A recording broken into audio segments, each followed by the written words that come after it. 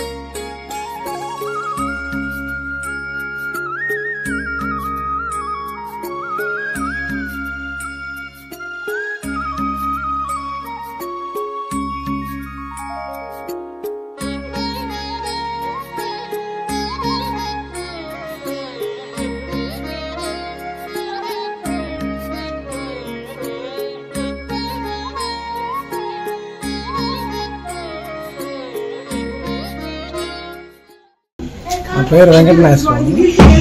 అమ్మవారి గుడి చెట్టు కింద ఒక 14-15 సంవత్సరాల క్రితం ఒక చెట్టు కింద ఉంది. అక్కడి నుంచి మొత్తం చేశారు.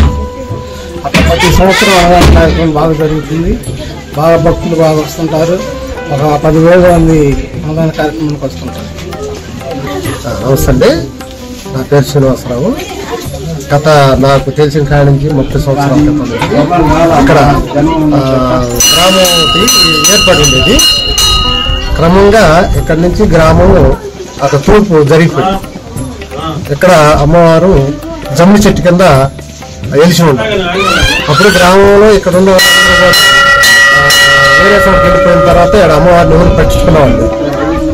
తర్వాత మన గ్రామ పెద్దలు ఇక్కడికి వచ్చి ప్రజలు కట్టుకొని వచ్చేసి అమ్మవారికి ఏదో పండుగ చేసుకుంటూ వెళ్తూ ఉండేవాళ్ళు. తర్వాత గ్రామంలో పెద్దలందరం కూడా కూర్చొని ఈ అమ్మవారిని మనకి గ్రామ దేవత డెవలప్ చేయాలి అని చెప్పేసి ఊళ్ళో ఒక కమిటీ వేసుకొని దాని నిమిత్తంగా గుడి నిర్మాణం చేయటం జరిగింది. ఇది జరిగిన కాడి నుంచి చుట్టుపక్కల 50 మంది కూడా భక్తులు ఈ గుడి వార్షికోత్సవానికి ప్రతి ఒక్కరు కూడా ఇక్కడ రావడం జరుగుతాం. దాని నిమిత్తంగా ఇక్కడ ప్రతి సంవత్సరం ఒక 15,000 మందికి భోజనాలు అన్నదానం జరుగుతాం. కాబట్టి ఇక్కడ ప్రతి ఆదివారం మంగళవారం ఈ గుడికి ఎంతో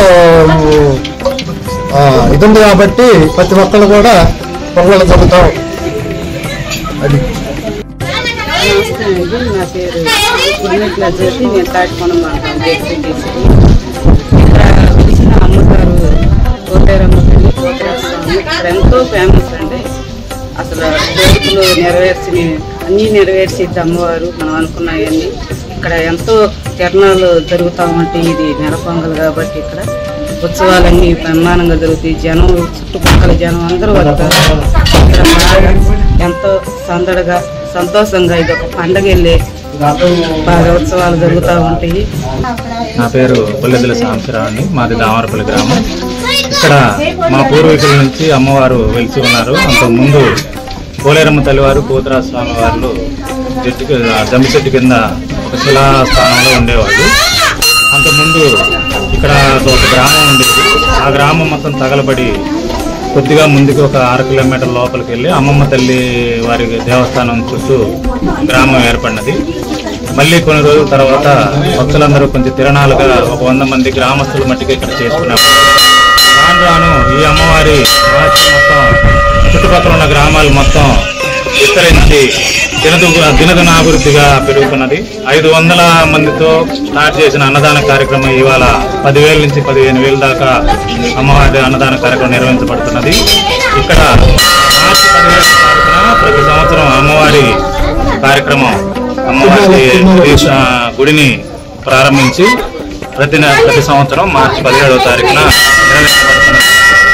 దీనికి అమ్మవారు మళ్ళీ ఆమె మహత్యంతో దూరంగా ఉన్న గ్రామాన్ని మళ్ళీ ఆమె చుట్టూ అంతకుముందు 500 ఇళ్లతో ఉన్న గ్రామాన్ని 3,000 ఇళ్ల దాకా ఆమె చుట్టూ నిర్మించుకున్నది.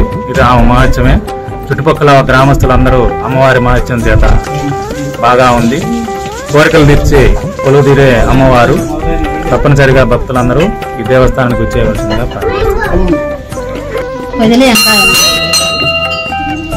దామరపల్లి అమ్మవారి పూజ చేస్తాను. ప్రతి ఒక్క ఆదివారం మంగళవారం చేస్తాను. ప్రతి ఒక్క భక్తులందరూ ఎక్కడెక్కడ అందరూ వస్తున్నారు. ఇక్కడ నాకు చెప్పించుకున్న వాళ్ళకి అందరికి మంచి జరుగుతుంది. సంతానం జరుగుతుంది. పెళ్లి కాని పెళ్లి అవుతుంది. ఎంతో మందికి మంచి జరిగి ఎక్కడికి ఆటలు బియ్యాలు అన్ని సరుకులు తీసుకొచ్చి అమ్మవారు ఇంకా డెవలప్ లోకి వస్తుంది. జనం నేనే చేస్తే చెప్పిన వాళ్ళే ఈ జనం ఈ రకంగా రాబడుతున్నారు. ఒక ఊరోళ్ళు కాదు, ఎక్కడెక్కడ చుట్టుపక్కల అందరూ వస్తున్నారు. నువ్వు చెప్తున్నావమ్మా మాకు మంచి జరుగుతుందని చెప్పి వచ్చి అంతకుముందు కొంచెం కొంచెం ఉండేది. ఇప్పుడు బాగా అమ్మవారు జమ్ముతుంది. అప్పుడు ఇప్పుడు డెవలప్ లోకి వచ్చింది బాగా. రోజు ఆదివారం ప్రశ్న చెప్పింది. చెప్పే అమ్మ ఒంట్లోకి వస్తేనే ఏదైనా ప్రశ్న చెప్పగలుగుతాను. వచ్చిన మాట చెప్తాను. వాళ్ళకి మంచి జరుగుతుంది. నేనే మాట చెబుతానో వాళ్ళకే తెలుసు. అది నాకు తర్వాత అర్థం కాదు.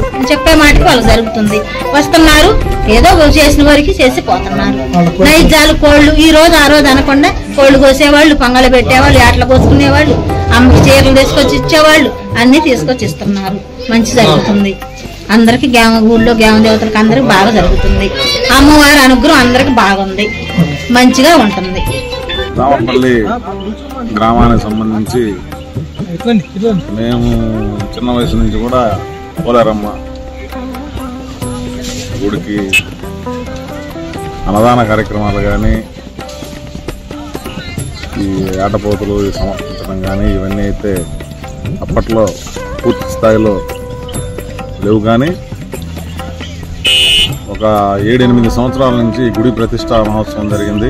ఆలపాటి శ్రీనివాసరావు అని అతను దాన్ని పూనుకొని విజయవాడ నుంచి సిద్ధాంత గారిని వాళ్ళని తీసుకొచ్చి గుడిని మొత్తం కూడా రీమోడలింగ్ అదే పునఃప్రతిష్ఠ చేయడం జరిగింది.